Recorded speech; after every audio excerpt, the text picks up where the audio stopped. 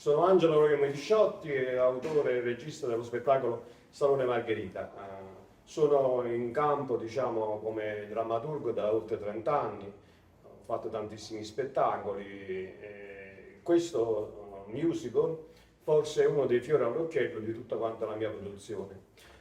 Fa parte di una serie, Salone Margherita, una serie di episodi con i quali io intendo raccontare la storia del Salone Margherita dall'origine, alla fine dell'Ottocento, sino ai giorni nostri. Quindi un'epopea che l'ha visto trionfare tra i locali d'Europa, alla pari con Moulin Rouge e gli altri grandissimi locali di avanspettacolo, di varietà, fino poi alla decadenza del dopoguerra, quando diventò un locale praticamente quasi a luce rossa.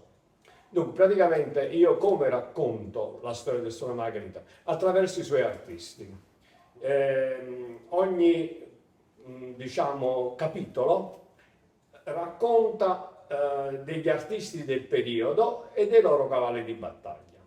Il primo episodio è stato nel 1914, quindi ci furono i grandissimi artisti, la Fugger, Petrolini, Lina Cavalieri, Pasquariello e tanti altri. Sono passati 15 anni da quella data, è arrivato il 1929 e quindi io racconto il Salone Margherita nel 1929.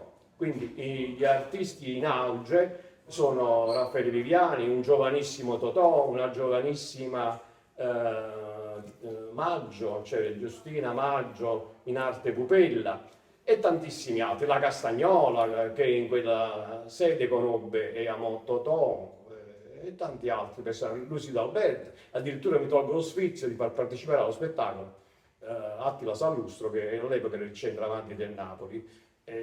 A proposito, racconto di un episodio quasi misconosciuto.